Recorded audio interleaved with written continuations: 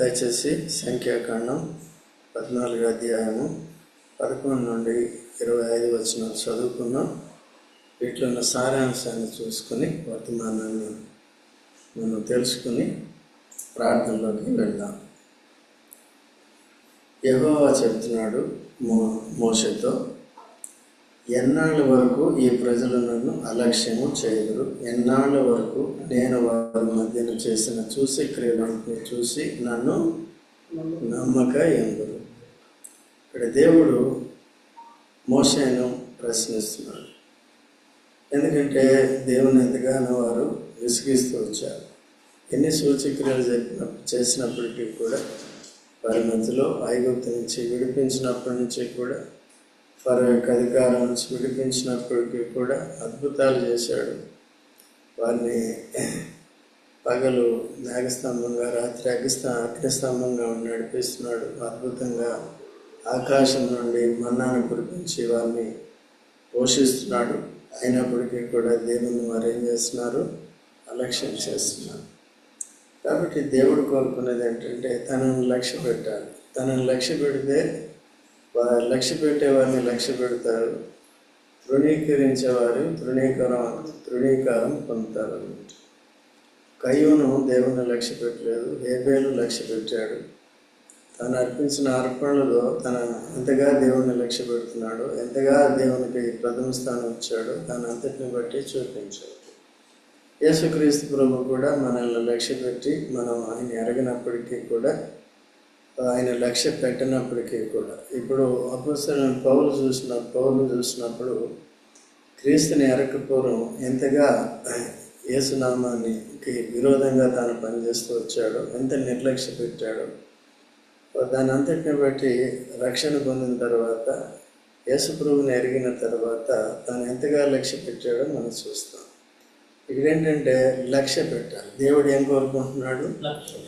Day in day out, దిన ఆరంభం దిన ముగింపు అంతట్లో కూడా దేవుని అన్ని విషయాల్లో కూడా ఏం చేయాలి? లేచినప్పటి నుంచి మన మనసు దేని మీదకి పోతుందో, మన కోరికలు, మన ఆశలు, మన ప్రవర్తన ఎటుపోతుందో దేవుడు ఎప్పుడు కూడా ఏం చేస్తాడు? గమనిస్తాడు. కొత్తగా నిబంధనలో ప్రతి వ్యక్తిని కూడా గుర్తిస్తాడు. ఆ దినాల్లో సమిష్టిగా ఉంటూ వచ్చేది. ఇశ్రాయేల్ జనాంగం అంతా ఒకటిగా చూశాడు. చేసిన పాపాలన్నీ అందరూ సమిష్టిగానే చేశారు. నమ్మిన తర్వాత కూడా ఇప్పుడు మనల్ని వ్యక్తిగతంగా ఒక్కొక్కరు ఏం చేయాలంటే లెక్క చెప్పవలసిన వారుగా ఉన్నారు. సో కాబట్టి దాన్ని బట్టి దేవుడు ప్రతిఫలం ఇస్తాడు. చాలా జాగ్రత్తగా ఉన్నారు. ఇక్కడ మొదటి కొన్ని వచనాల్లో మొట్టమొదటిగా దేవుడు తన ఆయాసాన్ని మోషేకి చెప్పుకుంటున్నాడు. కాబట్టి ఈ ప్రజలను బట్టి నేను విసిగిపోయాను, వీరు నన్ను శోధిస్తున్నారు. ఎన్ని అద్భుతాలు చేసినప్పటికీ నా శక్తిని కానీ, నాకు వారి కలిగిన ప్రేమను కానీ, శ్రద్ధను కానీ, నేను వారిని లక్ష్య పెడుతున్న విధానాన్ని కానీ వారు ఎక్కడా కూడా ఎరగక నన్ను లక్ష్య పెట్టిన వారిగా ఉన్నారు. యెహోషువ కాలేబుల వల్ల ఎందుకు చెప్పలేకపోతున్నారు? వారు కూడా మనుషులే కదండి. అందుకనే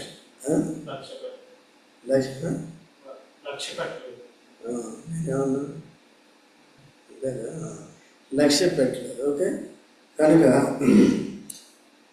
లక్ష్య పెట్టేది చూసుకోవాలి జాగ్రత్తగా. ఓకే, అయితే ఇక్కడ 12వ వచనంలో ఏముందంటే, నేను వారికి స్వాస్యమీయక తెగులు చేత వారిని హతం చేసి ఈ జనం కంటే మహాబలం గల గొప్ప జనమును నీ వలన పుట్టించేదని మోషేతో చెప్పట్లేదు.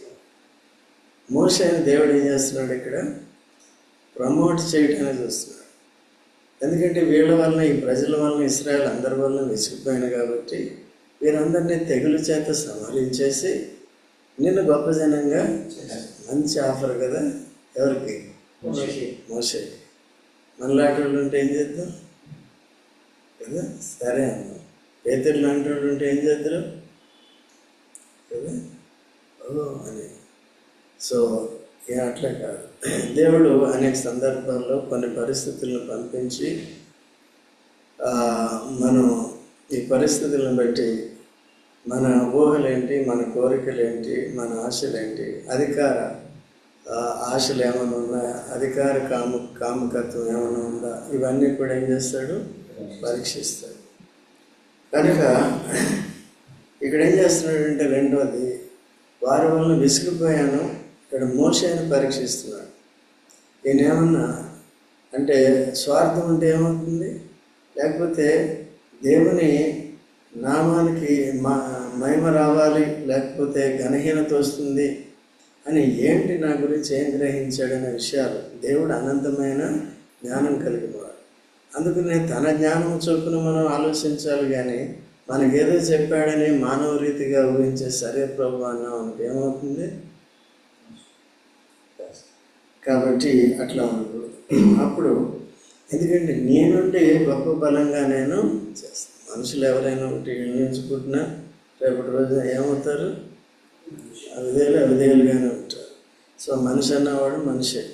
అయితే వ్యక్తిగతంగా యెహోషువ, కాలేబులు ఏ రీతిగా విశ్వాసం నుంచి దేవుని లక్ష్య పెట్టారు, విశ్వాసం కలిగి ఉన్నారు, దేవుడు వారి ముందుంచిన ఆ మంచి దేశాన్ని స్వతంత్రించుకోవాలంటే కొంత యుద్ధం చేయాలి, వారిని వెళ్ళగొట్టాలి. ఆ యుద్ధం చేసేది దేవుడు మొదటి నుంచి కూడా యుద్ధం యెహోవాదే అని చెప్తున్నాడు, ఆయనే చేసి నడిపిస్తున్నాడు.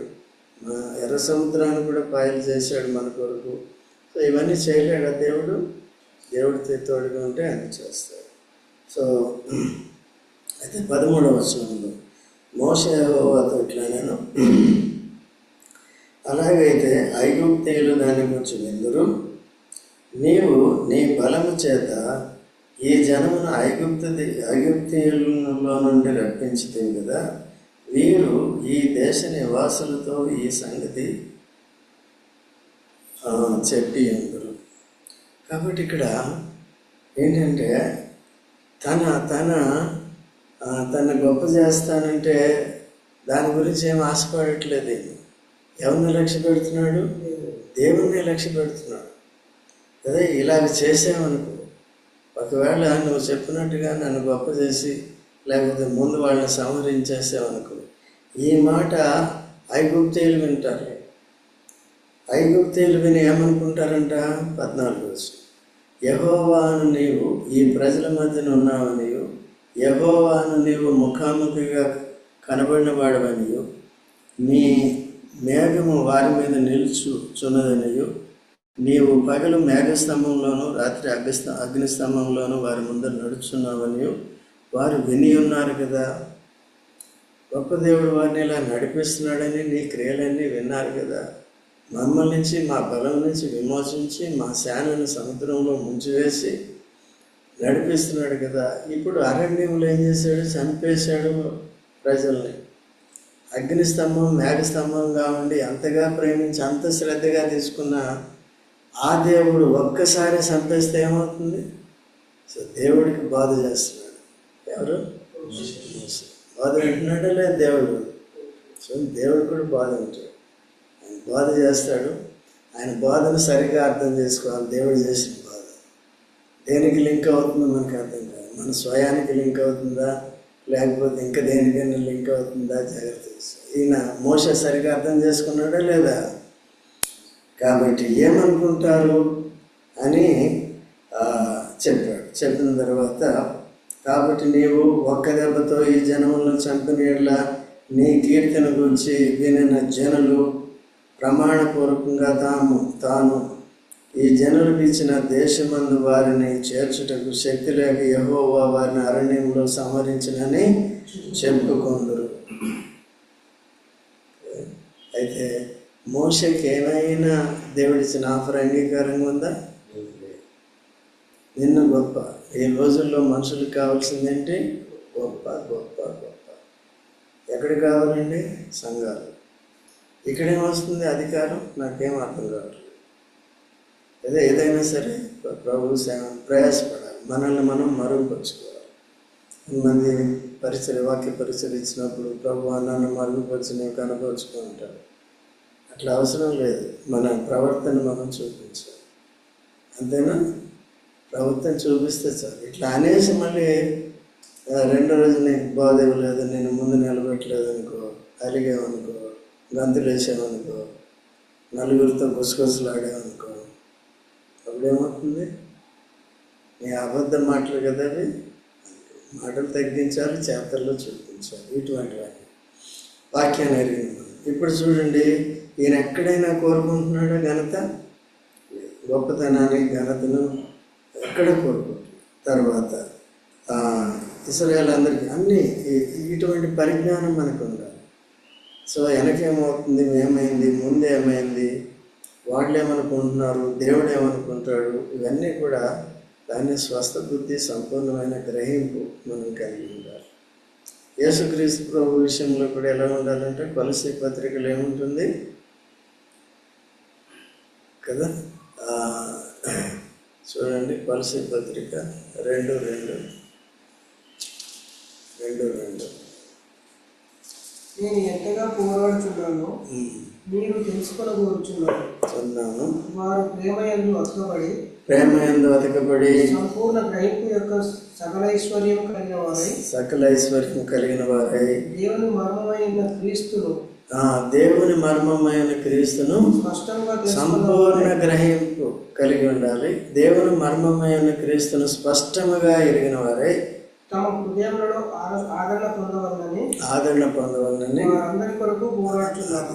కాబట్టి ఈ గొప్పతనం లేకపోతే ఇంకోటి ప్రమోషన్ అనేది కూడా ఇది శోధనకి గుర్తుగా ఉంటుంది.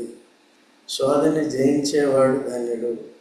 దేవుడు మాట్లాడినప్పుడు స్పష్టంగా అర్థం చేసుకోవాలి, ఏ ఉద్దేశంతో అంటున్నాడో చూసుకోవాలి. ఒక పక్కనే అది ఉంది, ఇది ఉంది.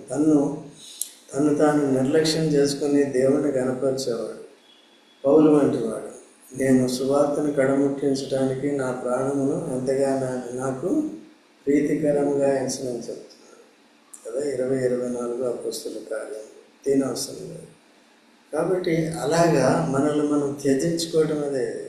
తన సిలువను ఎత్తుకుని నన్ను వెంబడించిన వాడు నాకు పాత్రుడు కాడు అంటున్నాడు. కాబట్టి ఇలాగా స్వయాన్ని పక్కన పెట్టి తర్వాత అక్కడ ఐగుప్తీయులంతా విన్నారు. వింటే చూడు, ఈ ప్రజలంతా చనిపోతే దీన్ని కీర్తికేం కావాలి? నీ కీర్తి భంగం కాదా? నిన్ను వాళ్ళంతా శపించరా? వాళ్ళంతా నీకు వేరుగా మాట్లాడరా కదా? చాలా లేకుండా ఈ దినాల్లో మన ప్రవర్తన బట్టి, మిమ్మల్ని బట్టియే కదా దేవుని నామం అన్ని జనుల మధ్య ఏమవుతుంది? దూషణ పాలు.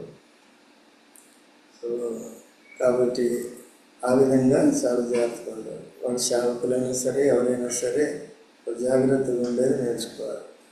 16వ వచనంలో ప్రమాణపూర్వకంగా తాను ఈ జనులకు ఇచ్చిన దేశమందు వారిని చేర్చుటకు శక్తి లేక యెహోవా వారిని అరణ్యంలో సంహరించనని ఇక్కడి నుంచి తీసుకెళ్ళాడు. కనాన్ ఏదో వాగ్దానం చేశాడు, మంచి దేశం. అక్కడికి చేర్చలేక ఏం చేశాడు? యేసుక్రీస్తు ప్రభు ప్రాణం పెట్టి తిరిగి లేచాడు, మనల్ని విశ్వాసం ద్వారా కృప చేత రక్షించాడు. ఇప్పుడు పరలోకానికి చేర్చగలడా లేదా? చేర్చగలడు. అయితే మనం మీద మనం అనుదినము దేవుని ప్రభుని ఏం చేయాలి? మనం లక్ష్య పెట్టాలి. లక్ష్య పెట్టి మనం చేయవలసిన విధి చేయాలి. వాక్యం ద్వారా ఎప్పటికప్పుడు మన విశ్వాసాన్ని లోపం లేకుండా చూసుకుంటూ, విధేయత కలిగి ఉంటూ, శరీర సంబంధమైన లౌకిక ఘనత గౌరవాలు మనం కోరుకోకుండా సో జాగ్రత్తగా నడుచుకునేది, క్రమంగా నడుచుకునేది చూసుకోవాలి. ఎక్కడ డీవియేట్ అయినప్పటికీ కూడా ఏమవుతుంది? స్వయం వచ్చిందంటే, శరీరతత్వం వచ్చిందంటే దేవుని సేవ చేయటానికి వీలు లేదు. అర్థమవుతుందా? అలా లేకుండా అయితే బలత్కారంతో బలవంతంగా చేయవచ్చు. నేటి దినాల్లో ఎవరు ఏం చేసినా వదిలేస్తున్నాడు దేవుడు. సో కాబట్టి ఎప్పుడు తీర్పు తీర్చాలో అప్పుడు తీర్పు తీరుస్తాడు. అది నీతిమంతునిగానే ఉండనేమో, పరిశుద్ధంగానే దుర్మార్గుడిగానే ఉండనేమో అంటున్నాడు కదా. ప్రకటన 22:11. సరే, కాబట్టి 18వ వచనంలో దోషమును అతిక్రమను పరిహరించువాడు. ఇక్కడ 17వ వచనం, యెహోవా దీర్ఘశాంతుడు, కృపాతిశయుడును, దోషమును అతిక్రమమును పరిహరించువాడును, అపరాధి నిరపరాధిగాంచగా 3 నెలలు. ఈయనకెట్లా తెలిసివే? ఈయనకెట్లా తెలుసు? ఏది చూస్తున్నాడు కాబట్టి చూడండి, నిర్గమాకాండం 34:6. నిర్గమాకాండం 34:6. యెహోవా దీర్ఘశాంతుడంట, కృపాతిశయుడంట, దోషమును అతిక్రమను పరిహరించేవాడంట, తానే పరిహరిస్తాడు, దాని పరిష్కారం ఆయనే చూస్తాడంట. చదవండి త్వరగా. అతని ఎదుట యెహోవా అతను దాటి వెళ్ళచ్చు. యెహోవా కనికరము, దయ, దీర్ఘశాంతము, కృపాసత్యము గల దేవుడైన యెహోవా. అక్కడే బయలుపరుచుకున్నాడు. ఎవరికి? అది స్వభావ మహిమ. దేవుని యొక్క స్వభావ మహిమను, నీ మహిమను నాకు కనపరచు అన్నప్పుడు తన స్వభావమయ స్వరూప మహిమను చూసి బతకలేవయ్యా, నా స్వభావ మహిమను బట్టి బతుకుతావు అని అప్పుడు చెప్పాడు. అదే పైన ఉంది ఇక్కడ, అదే అంట. యెహోవా ఎవరంట? కనికరం. సో దేవుడు ఇక్కడ ఏం చేస్తున్నాడంటే వెంటనే ఆరాధన చేస్తున్నాడు. ఆరాధన ఎప్పుడు చేయగలుగుతాం మనం అంటే, ఎప్పుడైతే మన స్వకీయ ఘనతను, కీర్తిని వెతకకుండా ఉంటామో అప్పుడే మనం దేవుణ్ణి ఆరాధించగలుగుతాం. ఇతరుల కొరకు విజ్ఞాపన చేయగలుగుతాం. ఇతరులు కూడా తప్పు చేసినప్పటికీ కూడా దేవుడి మీద ఆధారపడి ఉంది. క్షమిస్తే వాళ్ళు ఏమవుతారు? బతుకుతారు, నడుస్తారు. ఇంకో ఛాన్స్. సో 1000 తరాల వరకు కూడా ఏమవుతుందంటే, దోషం కుమారుల మీదకి తెచ్చివాడిని ఉన్నామని నీవు చెప్పిన మాట చొప్పున నా ప్రభు యొక్క బలము గాక. నా ప్రభు యొక్క బలము ఏంటనే ప్రభు యొక్క బలం? అదే దీర్ఘశాంతం. దీర్ఘశాంతం లేదనుకో, కొన్నిసార్లు చాలా సహనం అండి ఏనోకంటారు. సడన్గా కోపం వచ్చేసింది.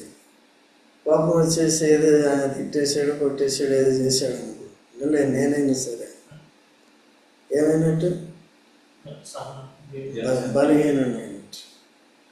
ఏదో కోపం, కొట్టడం, తిట్టడం బలం కాదు. అది ఏదది? కోపం విషయం. నీకంటే బలహీనలు కొట్టగలుగుతా కానీ బలవంతులు కోపం వస్తే కొట్టగలుగుతా? అప్పుడు రాదు కోపం. ఎప్పుడు వస్తుంది కోపం? బలహీన పిల్లలు, కొన్నిసార్లు భర్తలు, భార్యలు. ఇప్పుడైతే ఆపోజిట్గా కూడా ఉంటుంది కదా, ఇవన్నీ ఉంటాయి. విన్నావా రైట్? కాబట్టి తర్వాత ఐగుప్తులో నుండి వచ్చినది మొదలుకొని నీవు ఈ ప్రజల దోషములు పరిహరించి ఉన్నట్లు నీ కృపాతిశయమును బట్టి ఈ ప్రజల దోషమును దయచేసి చూసామండి. పొగిడేసి నీవు దోషమును పరిహరించే దేవుడు, క్షమించే దేవుడు అని పొగిడేసి, కాబట్టి ఈ ప్రజల దోషమును ఏం చేయమంటున్నాడు? దయచేసి క్షమించు. డిమాండ్ చేయట్లేదు, దయచేసి. ఎంత మంచివాడు అండి. మధ్యవర్తి అంటే అట్లా. ఇక మన ప్రభు అయితే ఈయన ప్రార్థన అయితే చేస్తున్నాడు, మానవమాతుడైన సేవకుడు కాబట్టి. యేసు ప్రభు అయితే దైవ మానవుడై ఉండి ప్రాణమే పెట్టేశాడు. దేని కొరకండి? మనల్ని క్షమించడానికి, మన పాపాన్ని పరిహరించడానికి, మనల్ని విమోచించడానికి మన రక్తాన్నే కార్చేశాడు. పూర్తిగా చనిపోయాడు కదా, తిరిగి లేచి మనకి జీవపు నిరీక్షణ ఇచ్చాడు. కాబట్టి ఆ ప్రభు మనల్ని ఇప్పుడు నడిపిస్తున్నాడు, మనలో ఉండి నడిపిస్తున్నాడు, మనతో ఉండి నడిపిస్తున్నాడు పరిశుద్ధాత్మ రీతిగా. తర్వాత యెహోవా నీ మాట చొప్పున నేను క్షమించి ఉన్నాను. వెంటనే ఏమన్నాడు? నీ మాట చొప్పున. వాళ్ళని బట్టి కాదు, ఎవరిని బట్టి కాదు, నీ మాట బట్టి. ఎందుకు? నువ్వు తగ్గించుకున్నావు, నీలో స్వార్థం లేదు. నా మహిమను చూపించమన్నావు, ఇప్పటికీ గుర్తుపెట్టుకున్నావు. కాబట్టి ఇప్పుడు అవసరం వచ్చినప్పుడు ఎప్పుడు చేయలేదు ఈ ప్రార్థన, ఇప్పుడు చేస్తున్నాడు ఆరాధన. కాబట్టి నీ మాట చొప్పున నేనేం చేస్తున్నాను? క్షమిస్తున్నాను. అందుకని యేసు ప్రభు కూడా నిరంతరం దేవుని కుడి పార్శ్వమందు కూర్చోండి ప్రధాన యాజకుడిగా మన కొరకు ఏం చేస్తున్నాడు? విజ్ఞాపన. అందుకనే మన తప్పులు ఎప్పటికప్పుడు ఒప్పుకోవాలి. ఒప్పుకుంటే క్షమిస్తాడు, తండ్రితో ఐక్యపరుస్తాడు.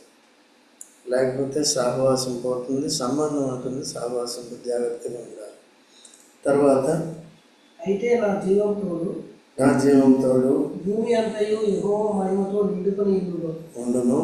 నేను ఐగుప్తులోను ఉమ్, అరణ్యంలోను చేసిన సూచక్రియలను ఉమ్, నా మహిమను చూచిన ఈ మనుషులందరూ ఉమ్. ఈ 10 మార్లు నా మాట వినక నన్ను పరిశోధించింది. చూసారా ఏంటి నా జీవంతో భూమి అంతయు యెహోవా మహిమ నిండుకుని ఉంది. కాబట్టి ఎప్పుడు కూడా యేసుక్రీస్తు ప్రభు కూడా శిష్యులకి ప్రార్థన నేర్పించినప్పుడు ఏమని నేర్పించాడు? పరలోకమున మా తండ్రి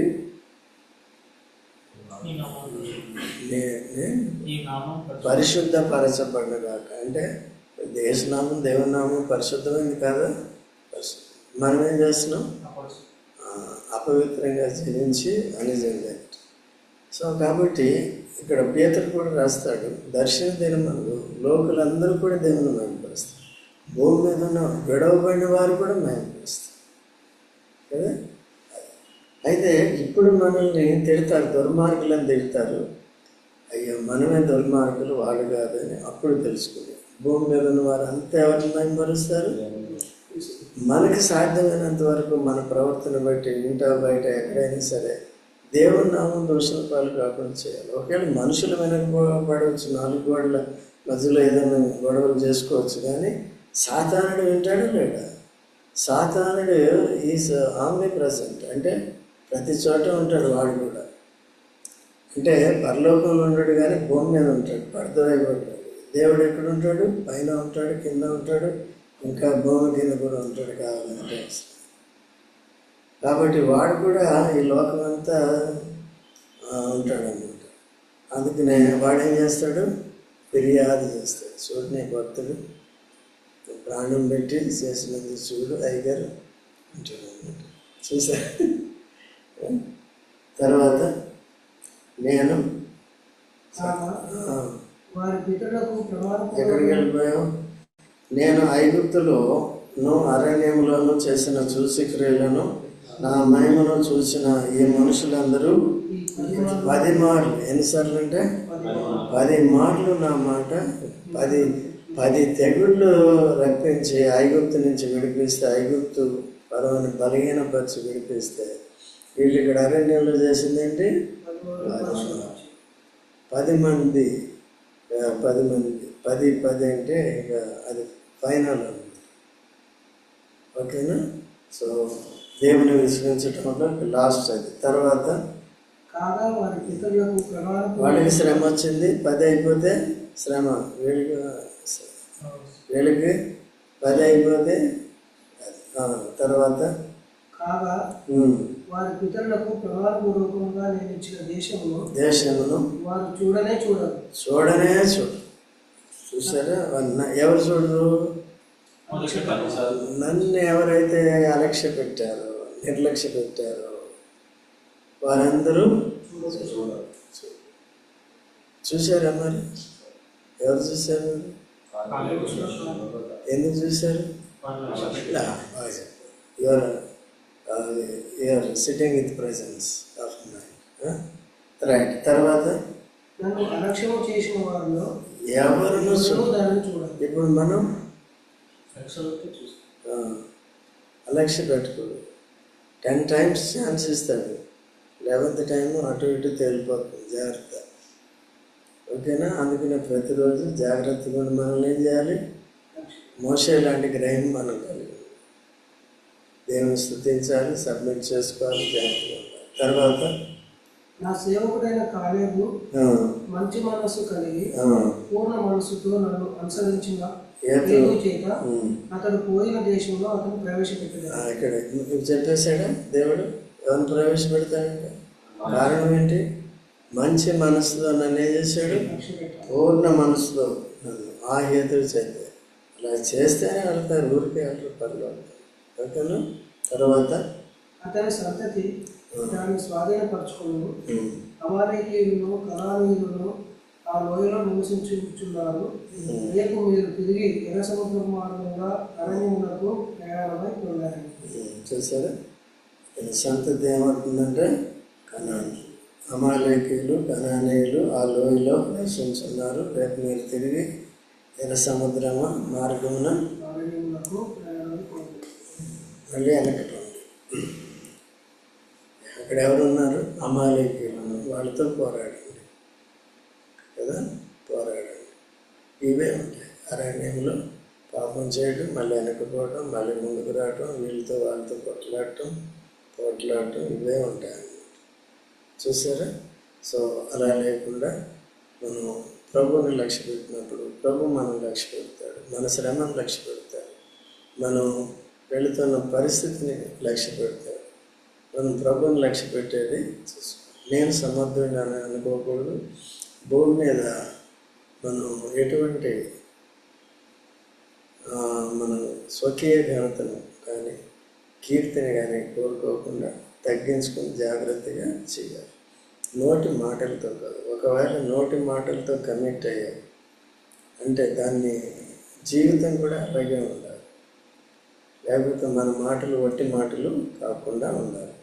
సో ఈ మాటలు గుర్తుపెట్టుకొని మనం పరీక్షించుకున్నాం. ఇతరులందరికీ కూడా యేసు నమ్ముకున్న వాళ్ళందరూ కూడా ఆ విధంగా కొనసాగేలాగా ఇశ్రాయేలు వలె వండుకున్నట్లు దేవుని కోపం రేపకుండా మనం ప్రార్థన చేద్దాం. యేసు ప్రభువు విజ్ఞాపన చేస్తున్నాడు. అందరూ కూడా పశ్చాత్తాపడి సరి చేసుకుని క్షమాపణ పొంది సహవాస సంబంధాలు కొనసాగించుకుంటూ పరలోక రాజ్యం చేరడానికి సిద్ధపడినట్లుగా ప్రార్థించారు.